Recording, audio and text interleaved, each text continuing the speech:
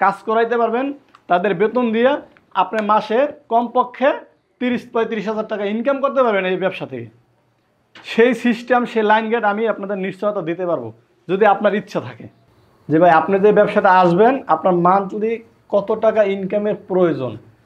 তো এখন এই সংসার চালানোর জন্য আপনার কত টাকা ইনকামের প্রয়োজন এইটা আগে আমাকে জানতে হবে, তারপর আমি বলবো যে এই ব্যবসা আপনি কত টাকা নিয়ে নামলে কত টাকা ইনকাম করতে পারবেন।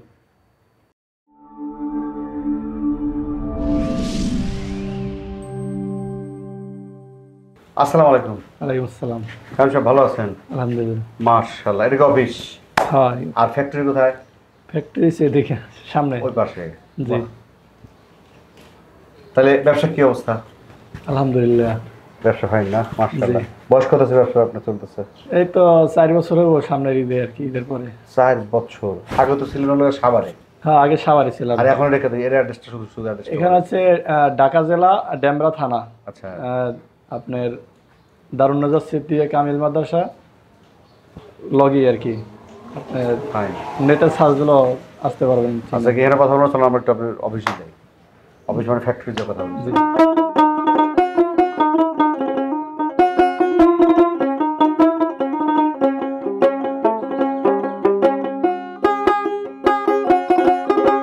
একদিন বা 2 দিন বা 3 দিন নিয়ে কিন্তু তারা হয়তো আপনার কাছে অনেক ট্রেনে আছে নেয় বা অন্য কোথাও থেকে নেয়, নিয়ে তারা যার পরে তাদের কিন্তু চলে না। কিন্তু আপনি কিন্তু ঠিকই আছেন, আপনি কিন্তু ব্যবসা ঠিকই আছেন, কিন্তু অন্যরা কেন পারে না? টিকে থাকে না কেন? অন্যরা পারে না এ কথা আমি আগেও বলছি, এখনও বলি।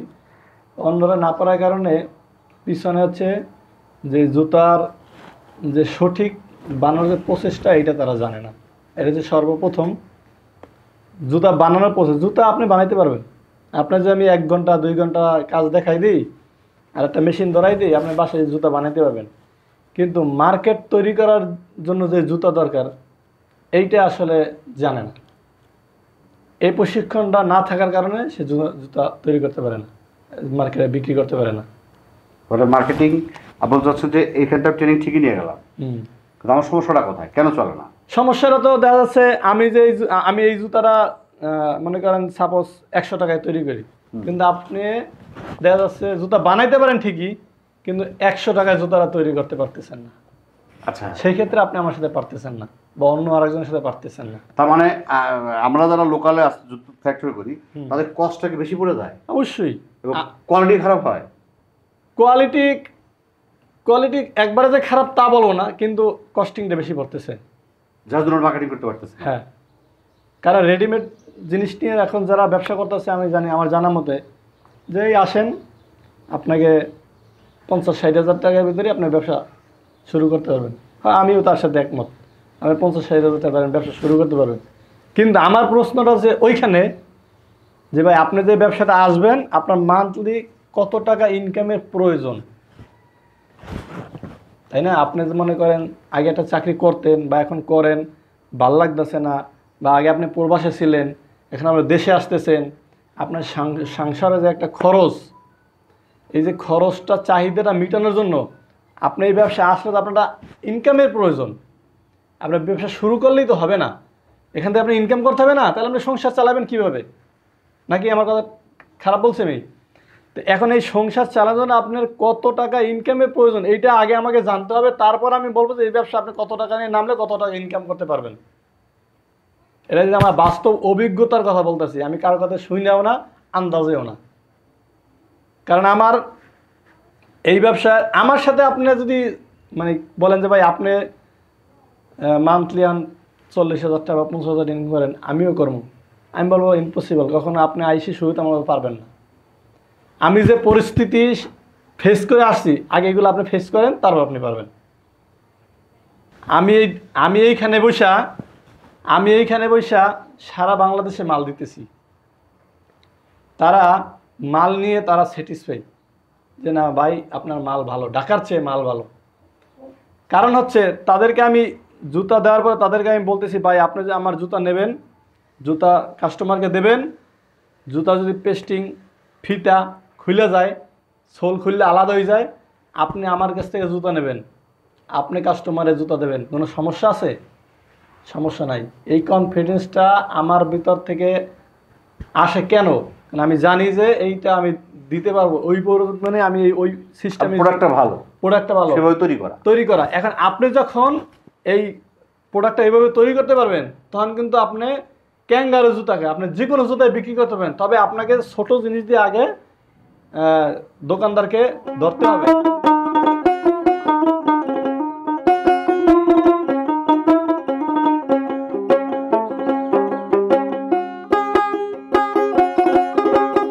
আপনার কাছে তো আপনার কাছে তো ম্যানুয়াল মেশিন আছে, জি অটো মেশিন আছে। জি। আবার দেখা যায় বাজারে অনেকে এই ম্যানুয়াল মেশিনের প্যাকেজ দেয়। জি। তো এই ব্যাপারে আসলে আপনার অভিমত? ম্যানুয়াল মেশিনের অটো মেশিনের পার্থক্য হচ্ছে আপনার ম্যানুয়াল মেশিনে শুধু ওটা হাতে কাজ, এবং আপনার সাধারণ যে জুতাগুলো আছে আপনার অল্প সহজে বানানো যায়, এগুলো হচ্ছে ম্যানুয়াল মেশিনের কাজ। আর অটো মেশিনের কাজ হচ্ছে আপনার অটো মেশিনে আপনার একটা জুতা তৈরি করার জন্য আপনার যে ম্যান পাওয়ার দরকার, অনেকগুলো ম্যান পাওয়ারের কাজ সেভ হয় অটো মেশিনে, এবং অনেক কিছু ডিজাইন আপনার এই ম্যানুয়াল মেশিনে আপনার ডাইস দিয়ে করা যায়। এই জুতাটা আপনি ম্যানুয়াল মেশিনে যখন কাজ করতে যাবেন, এই জুতাটা এই মালগুলো বানাইতে হলে আপনার ম্যানুয়াল মেশিনে হবে না।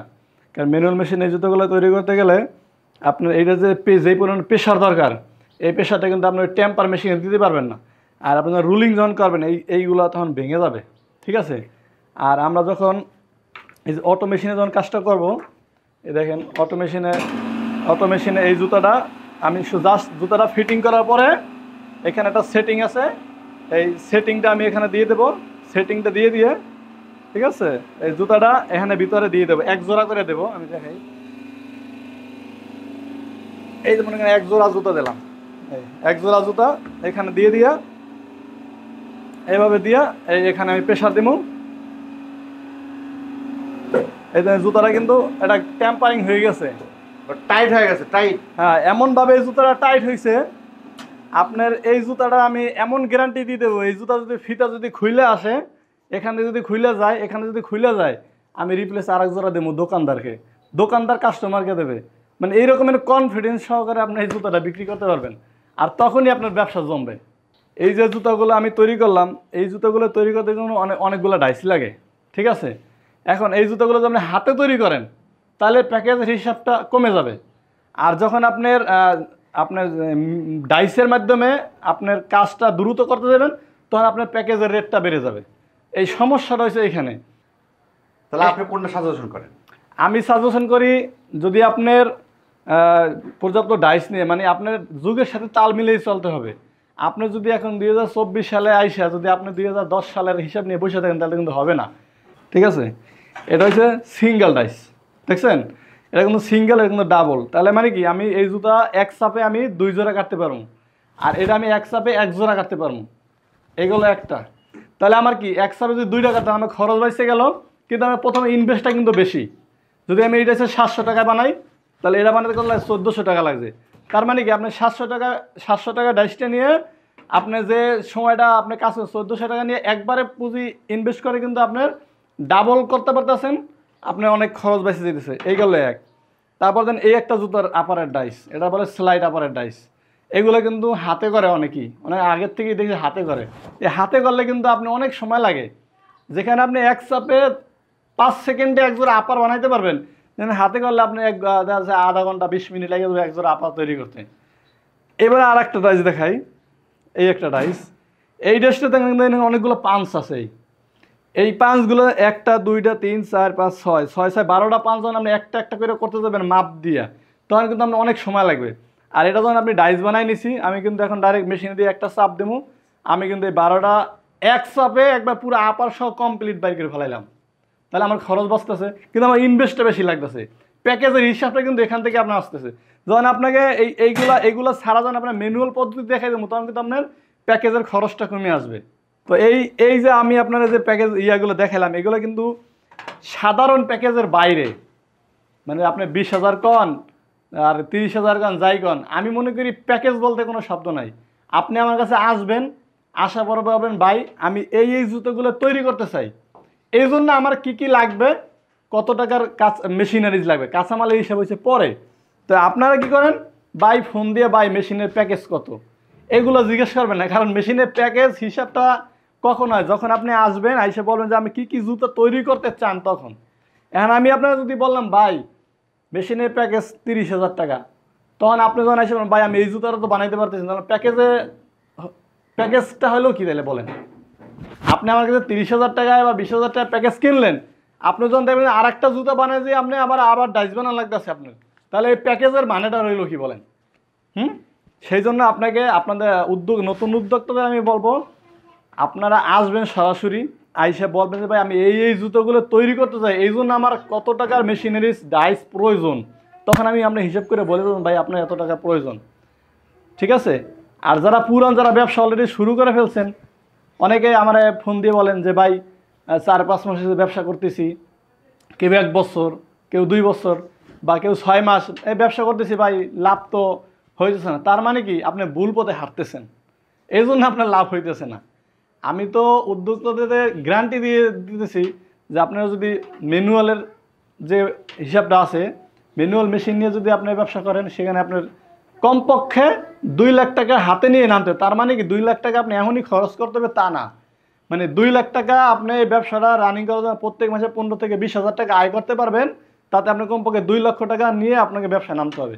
তাহলে আপনি আপনার সংসার নিয়ে 15 থেকে 20,000 টাকা আয় করে শুরুতেই চলতে পারবেন।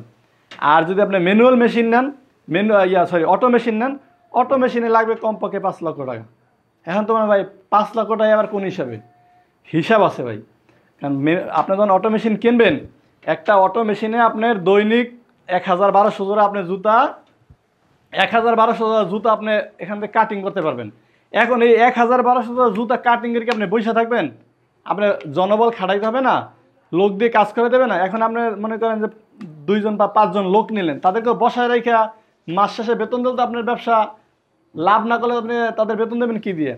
সেজন্য এই 5 লাখ টাকা খরচ করলে আপনার 4-5 জন লোক কাজ করাইতে পারবেন, তাদের বেতন দিয়ে আপনি মাসে কমপক্ষে 30-35,000 টাকা ইনকাম করতে পারবেন এই ব্যবসা থেকে। সেই সিস্টেম, সেই লাইন গেট আমি আপনাদের নিশ্চয়তা দিতে পারবো যদি আপনার ইচ্ছা থাকে।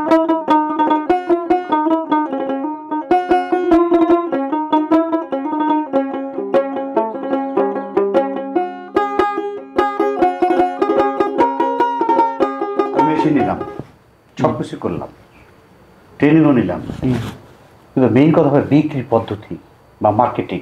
এটা আসলে আপনার তরফ থেকে কি পরামর্শ থাকবে? আমরা যখন মাদ্রাসায় পড়ছি, তখন আমরা কিন্তু সবাই চাই ভালো রেজাল্ট করার জন্য, ঠিক না? কিন্তু ভালো রেজাল্ট করতে কিন্তু ভালো টিচারের কাছে পড়তে হবে। আর ভালো যে টিচারের কাছে পড়তে হবে, এটা আমাকে খুঁজে বাই করতে হবে ভালো টিচারটা কে। এখন আমি মার্কেটিং, আমিও জুতা বানাইতেছি, আপনিও জুতা বানাইতেছেন, কিন্তু আপনি বেচতে পারতেছেন না। কেন বেচতে পারতেছেন না এটা আপনিই জানেন, আমি তো আর জানি না। মানে আমি যখন আপনার জিজ্ঞেস করবো তখন আমি জানতে পারবো। এখন যখন আমি আপনার জিজ্ঞেস করলাম ভাই এই জুতোটা আপনি বানাইতে কত টাকা খরচ পড়বে, তখন আপনি বলতে পারতেছেন না। তার মানে আপনি এই ব্যবসা করার জন্য যে যোগ্যতাটা দরকার, এই যোগ্যতাটা আপনার নাই, অর্জন করতে পারেন নাই। পরীক্ষা দেওয়ার একটা প্রশ্ন আসছে, প্রশ্নের আপনি উত্তর দিতে পারতেছেন, তার মানে আপনি পরীক্ষায় ফেল নিশ্চিত, তাই না? এখন আমারও যদি একটা জুতা দেওয়া হয় যে ভাই এই জুতাটা বানাইতে কত খরচ পড়তে পারে, আমি বলে দিতে পারবো হয়তো 1 টাকা 2 টাকা বেশ কম হইতে পারে। এই যে বেশ কম বিষয়টা জুতার, আপনি পার্থক্য তৈরি করতে হবে জুতা। আমি আগেও বলছি, এখনও বলি, জুতার পার্থক্য তৈরি করতে হবে জুতার ভিতরে। আপনি যখন বাজারে যাবেন, এই যে আমি ক্যাঙ্গারু জুতা এগুলো বানাইতেছি, আমার এক ভাই বলছে এই মালটা পাবে যশোর, ওনার আমি ফার্স্টে স্যাম্পল হিসেবে 10 ডজন মাল দিয়েছিলাম, উনি মাল বিক্রি করে ফেলাইয়া আবার 18 ডজন মালের অর্ডার কাটে, আবার 25 ডজন মালের অর্ডার দিচ্ছে। ঠিক আছে, উনি আবার খুচরো দোকানে নিয়ে দেবে, ওনার সাথে আমি ওইভাবেই। তাই আমি 1 জোড়া জুতা লাভ করি 1 টাকা 80 পয়সা। ঠিক আছে, এটাও কিন্তু একটা বিষয় আছে যে আমি 1 জোড়া কত টাকা লাভ করবো। 1 টাকা 80 পয়সা লাভ করে কি আপনি ব্যবসা টিকাইতে পারবেন? হ্যাঁ পারবেন, সিস্টেম আছে। তো উনি আমার উপরে ভরসা দিচ্ছে যে ভাই আমি আপনাকে টাকা পাঠাইলাম, বিদেশ থেকে টাকা পাঠাইছে, আর মার্কেটিং করে ওনার ভাই। তো উনি বললো যে ভাই আমি আপনার টাকা পাঠাইলাম, সব কিছু আপনার উপরে ছেড়ে দিলাম, আপনি আমারে জুতা বানাই দেবেন। এই যে একটা বিশ্বাস। তাই আমি এই যে ক্যাঙ্গারু জুতা, এগুলা আমি 1 কালারের মাল বিক্রি করি 1,000 টাকা ডজন। তা ওনার আমি এরকম কালারিং মাল বানাই দিলাম 1,050 টাকা ডজন, 1,050 টাকা ডজন। যখন ওনারে কালারিং মাল বানাই দিলাম, আমি জানি যে এলাকায় কি চলবে। এলাকার মানুষ একটু মানে চিকচাক, একটু জিগজাক ভালো চায়। এগুলো রেডিমেল আমার দোকানে আছে, কারণ আমার কারখানায় কোনো রেডিমেল নাই। আর আমার কারখানায় যে মাল, এখান থেকে সাথে সাথে ডেলিভারি। আমার স্টকে কোনো মাল নেই, আপনি দেখবেন ঘুরা আমার কারখানা। মার্কেটের বলেন, হ্যাঁ, মার্কেটিং বলতেছে। মার্কেটিং এটাই যে আপনাকে মার্কেটের দোকানদার কি চায় আর দোকানদার জানে কাস্টমার কি চায়, এইটাই আপনাকে বুঝতে হবে। এটাই হচ্ছে মার্কেটিং মেইন। সহজ ভাষায় মার্কেটিং হচ্ছে দোকানদার আপনার কাছে কি চায় আর দোকানদার জানে কাস্টমার কি চায়। তার কাস্টমার যা চায় তাই দোকানদার আপনার কাছে চায়, এটাই আপনাদের দোকানদারের দিতে হবে। তখনই আপনি মার্কেটিংয়ে সফল হবেন। আমি ক্যাঙ্গারু বাদে আমি কি অন্য কোনো প্রোডাক্ট নিয়ে মার্কেট করতে পারি কিনা? হ্যাঁ পারেন। সেটা কি? সেটা আপনার দোকানদার কাছ থেকে আপনার আগে জানতে হবে। ক্যাঙ্গারু বলে না, এটা বলে আর্টিফিশিয়াল লেদার আর কি। যেটা করতেছেন হ্যাঁ, এটা কি অন্য কেউ করতে পারে না? হ্যাঁ পারে, আচ্ছা। কিন্তু এটা আমার জানা মতে আমার জুতার সাথে কারোর সাথে মিলবে না, আনকমন। আচ্ছা আচ্ছা আচ্ছা আচ্ছা। তার মানে এগুলোকে আপনি কি এখান থেকে কি কোথাও ডিলার হিসেবে দিচ্ছেন না কিভাবে? আমি আমার এখানে মালের সিস্টেম আছে। আমার কাছ থেকে এই জুতাটা কেউ যদি নিতে চায়, শর্ত আছে। শর্ত হচ্ছে কালার প্রতি 5 ডজন নিতে হবে। 25 ডজন নিলে সারা বাংলাদেশ ডেলিভারি ফ্রি সর্বনিম্ন। কারণ আপনার 5 ডজন নিলেও আমার পৌঁছে যা খরচ, 25 ডজন নিলে আমার একই খরচ, কিন্তু আমার লাভ কম। আমি এক জোড়া জুতা লাভ করি 1 টাকা 80 পয়সা। ঠিক আছে? মানে কি বলে, এটা কি বলে? এটা আর্টিফিশিয়াল লেদার। Artificial leather. হ্যাঁ, এটা খুব ভালো চলতেছে বর্তমানে মনে হয়। ভালো মানে কি, আপনি এই জুতাটা যদি আপনি চামড়া দিয়ে তৈরি করতে চান, তাহলে এই জুতাটা আপনাকে মার্কেট থেকে কিনতে হবে কমপক্ষে 500-600 টাকা। সময় দিচ্ছেন, ভালো থাকেন, আসসালামু আলাইকুম।